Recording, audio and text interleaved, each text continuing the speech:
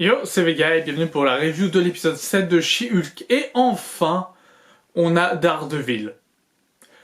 La série a fait la promo de Daredevil depuis le début et on l'a pour l'avant-dernier épisode, à l'épisode 8. Et bah, j'ai trouvé l'épisode plutôt sympa. L'épisode était plutôt cool par rapport aux épisodes précédents. On avait envie de connaître la suite, j'ai envie de connaître la suite, j'ai envie de connaître la fin.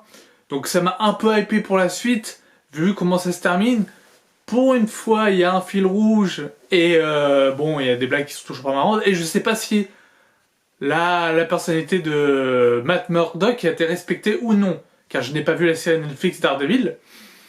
Vous me direz si vous, en commentaire, si sa personnalité a été respectée ou non avec la série Daredevil, que je vais peut-être sûrement me la faire, je vais peut-être sûrement me la regarder. Mais en tout cas, je ne sais pas si elle a été respectée.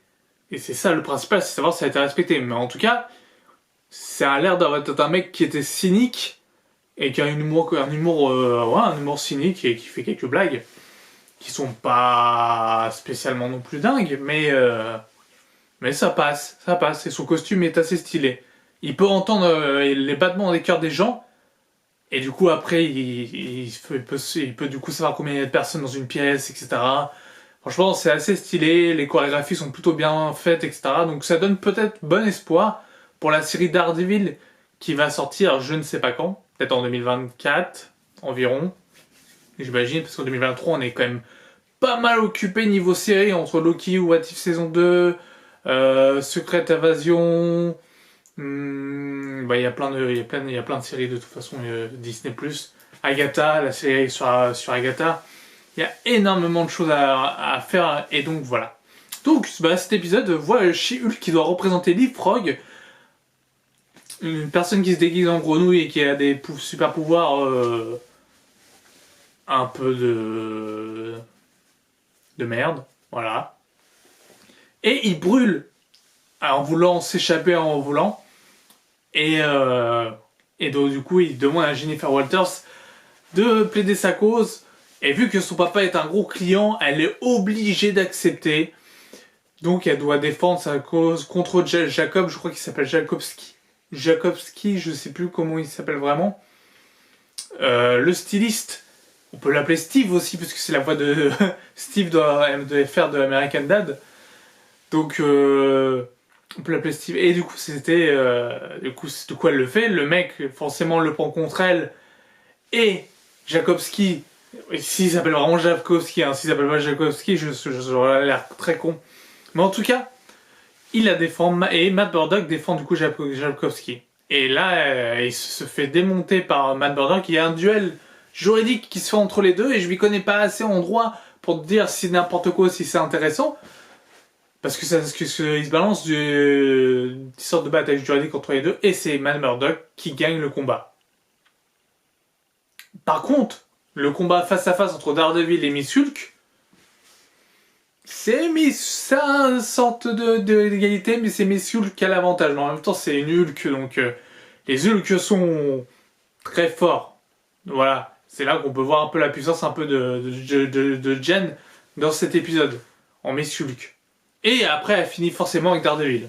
Ça, on l'avait tous vu venir dès la promo, qu'ils allaient finir ensemble. Parce que, voilà, elle est tellement désespérée avec les mecs, faut un héros comme Daredevil pour la combler, c'est-à-dire un personnage que tout le monde attend et que tout le monde regardait la série pour Daredevil. Mais j'espère qu'on regardera quand même la série pour le final. Le final qui a la grandiose, parce que Intelligentsia a publié toutes les photos, d'ailleurs une photo du Captain America, je sais pas pourquoi. Peut-être par rapport à ses fesses, Captain America, quand il dit que c'était le cul de l'Amérique. Mais du coup, voilà.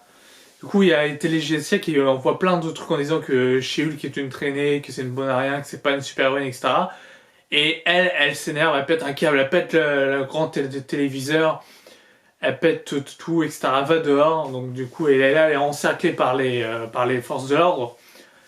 Et du coup, la série s'arrête là. D'ailleurs, elle a teasé un Hulk rouge quand même. Jen, dans le brisage du quatrième mur, elle a teasé un Hulk rouge. Est-ce que du coup on aura le droit à un Hulk rouge ou pas du tout? Je sais pas. Franchement, Je sais pas, mais en tout cas, je suis vraiment content de voir enfin du Daredevil. On en a vu un petit peu dans Spider-Man No Way Home, et c'est cool qu'on voit Daredevil, comment il est, comment Matt Murdock est, et comment du coup Daredevil il est, et voir comment ça marche. Mais ouais, du coup c'est pas mal. Franchement, bon, je connaissais pas Daredevil, mais franchement pour moi ça marchait plutôt bien. C'était un bon épisode qui était plutôt sympa et qui était pas trop long.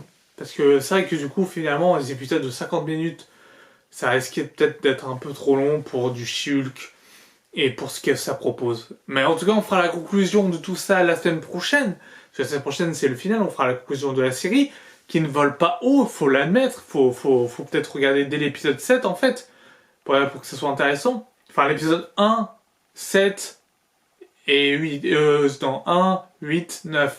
Voilà.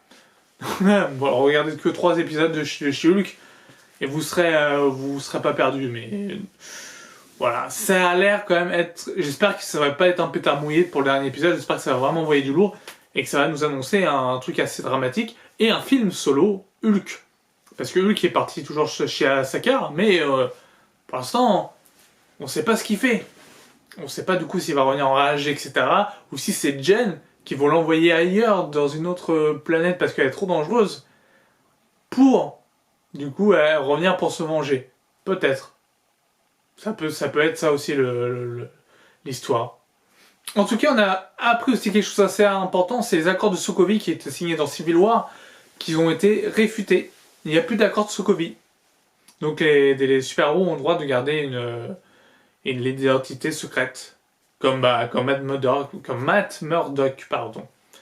Donc voilà, mais j'ai pas grand chose à dire sur She-Hulk épisode 8, hein, à part que c'était pas mal, c'était étonnamment pas mal. J'ai bien aimé. Et ça m'étonne moi-même que j'ai bien aimé parce que j'ai détesté la série. Pour moi, c'est la pire série du MCU, même si l'épisode 8 et l'épisode 9 peuvent être cool, même si le final peut être cool, ça ne m'enlèvera pas de l'idée que c'est la pire série du MCU et qu'il n'y a pas grand-chose à en tirer. Malheureusement.